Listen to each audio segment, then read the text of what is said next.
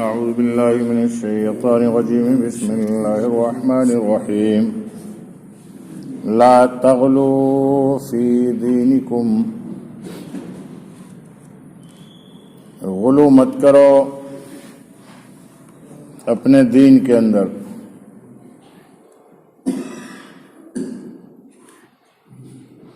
اسی مضمون کی تمہید ہے جس نے واضح کر دیا کہ دین اصل میں چند حدود اور قیود ہی کا نام ہے.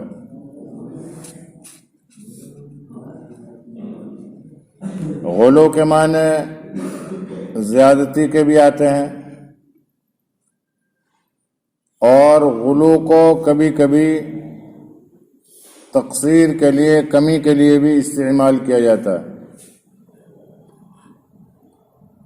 مقصد یہ ہے کہ دین اصل میں چند حدود اور قیود ہی کا نام ہے. ان حدود کے اندر کوتاہی کرنا اور کمی کرنا جس طرح جرم ہے، اسی طرح ان سے آگے بڑھنا اور زیادتی کرنا بھی جرم ہے.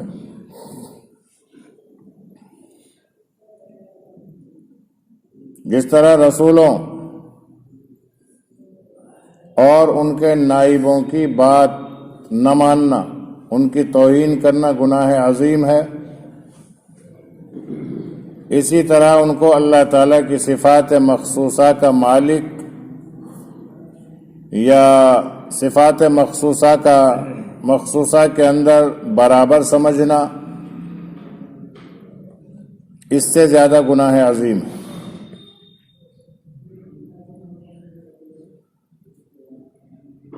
آیت مذکورہ میں لا تغلو فی دینکم کے ساتھ لفظ غیر الحق بھی ارشاد فرمایا،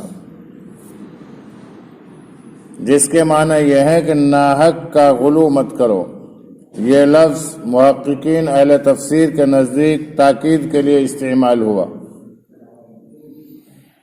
کیونکہ غلو فی الدین ہمیشہ ناحق ہوتا ہے، اس میں حق ہونے کا احتمال ہی نہیں.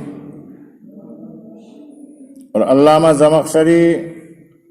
وغیرہ نے اس جگہ غلو کی دو قسمیں قرار دی ہیں، ایک ناحق اور باطل، جس کی ممانعت اس جگہ کی گئی ہے. دوسرے حق اور جائز، جس کی مثال میں انہوں نے علمی تحقیق اور تدقیق کو پیش کیا ہے، جیسا کہ عقائد کے مسائل میں حضرات متکلمین کا اور فقہی مسائل میں فقہاء رحمہم اللہ کا طریقہ رہا. ان کے نزدیک یہ بھی اگرچہ غلو ہے مگر غلو حق اور جائز ہے. اور جمہور کی تحقیق یہ ہے کہ یہ غلو کی تعریف میں داخل ہی نہیں ہے. قرآن اور سنت کے مسائل میں گہری نظر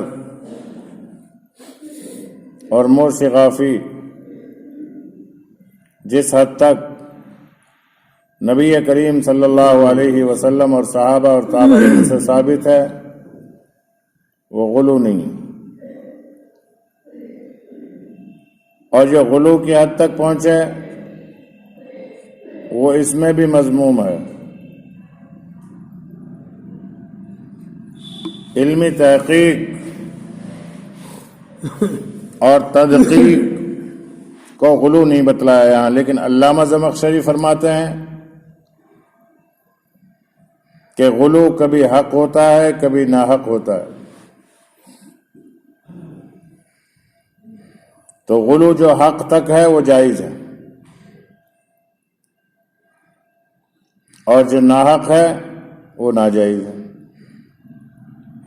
اس کی پھر انہوں نے مثال دی کہ بعض چیز قرآن سے سمجھ میں نہیں آئی، پھر حدیث کی طرف متوجہ ہوئے، حدیث سے وضاحت کم ہوئی، پھر صحابہ کرام اور تابعین کے عمل کی طرف متوجہ ہوئے، اس سے بات کو سمجھ میں آئی، تو یہ غلو نہیں ہے۔ لیکن اگر کوئی آدمی قرآن میں، حدیث میں، صحابہ کے عمل میں بھی غلو کرے گا، بڑھوتری کرے گا، تو یہ بھی مذموم ہے۔ دین تو بالکل ایک دم کھرا ہے، اللہ کا رسول ہو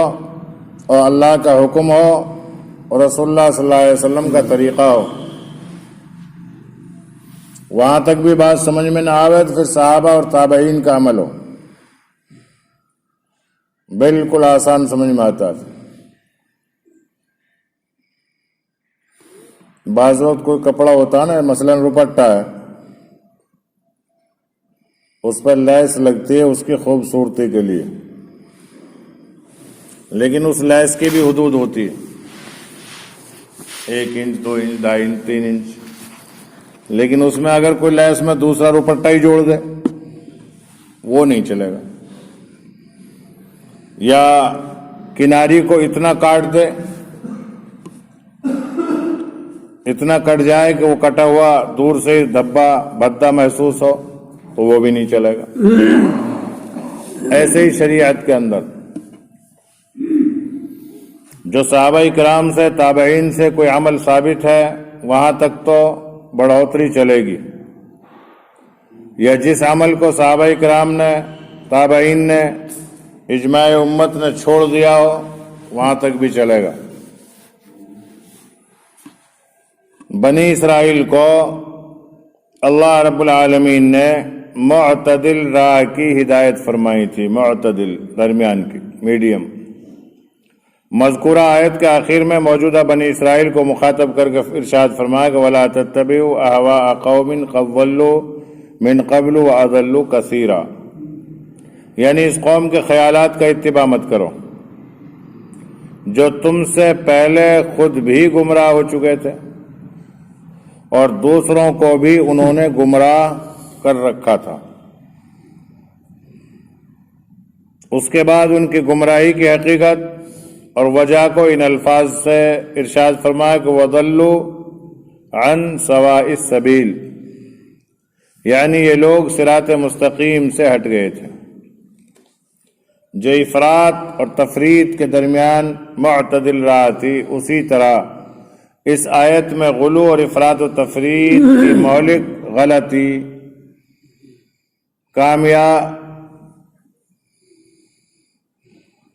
غلطی کا بیان بھی آ گیا،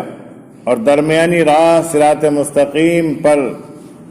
قائم رہنے کا ہے۔ صراط مستقیم ہی درمیان راستہ ہے، اسی لیے نماز کی ہر رکعت میں اللہ رب العالمین سے بندہ اس کو مانگتا ہے۔ تو یہاں پر وَلَا تَتَّبِعُوا أَهْوَاءَ قَوْمٍ، اس میں صاف منع فرما دیا،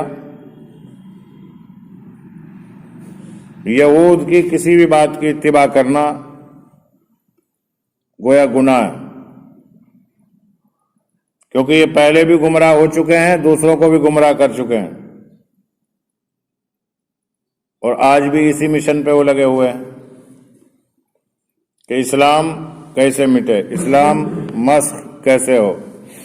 جہاں دیکھتے ہیں کہ یہاں اسلام کو مٹانا ہے، وہاں تو جڑ سے ہی مٹا لیتے ہیں، جہاں دیکھتے ہیں کہ یہاں جڑ سے تو مٹے گا نہیں، اس میں پھر ملاوٹ کر لیتے ہیں۔ پہلے بھی یہ لوگ گمراہ تھے، آج بھی گمراہ ہیں، خود بھی گمراہ تھے، دوسروں کو بھی گمراہ کرتے تھے۔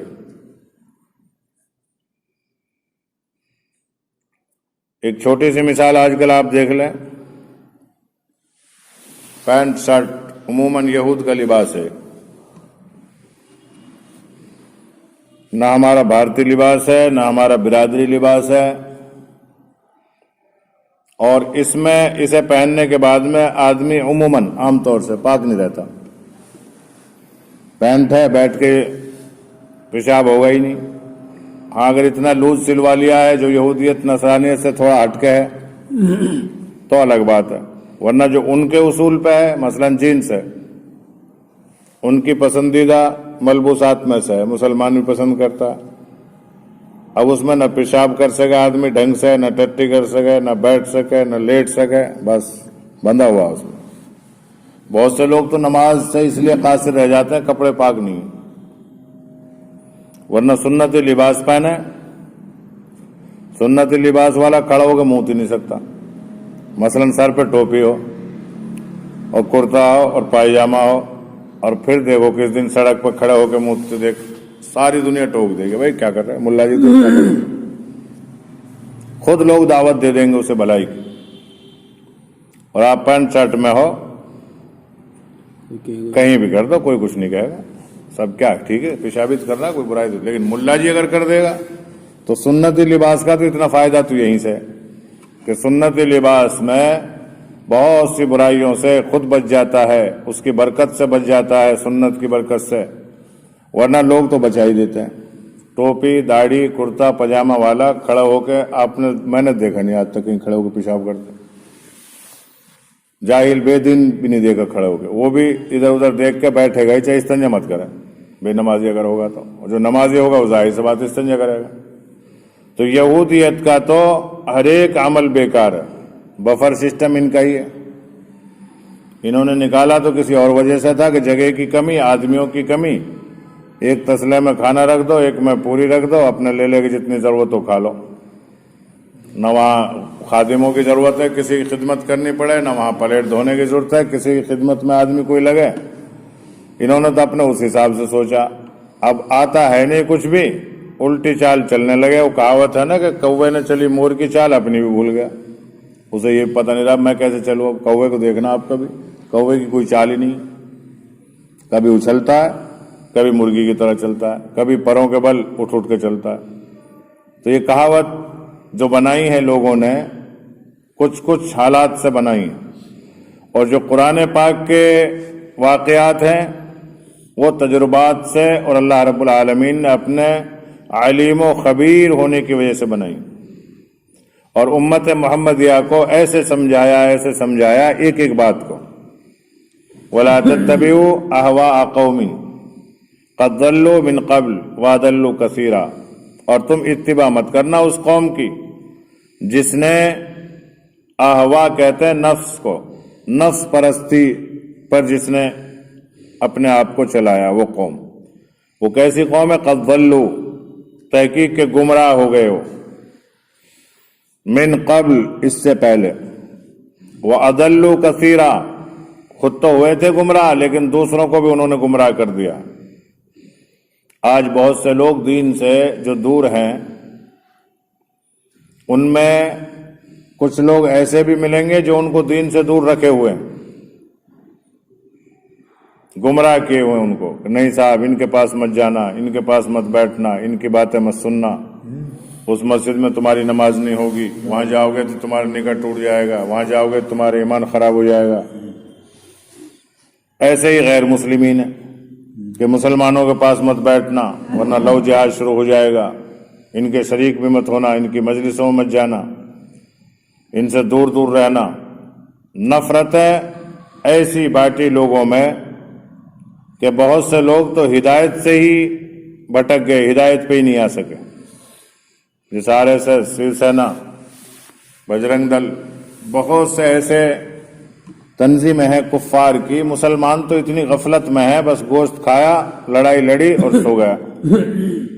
اور ان کی ایسی تحریکیں چل رہی ہیں، دعوت و تبلیغ کی محنت تو ان کی محنتوں کے مقابلے میں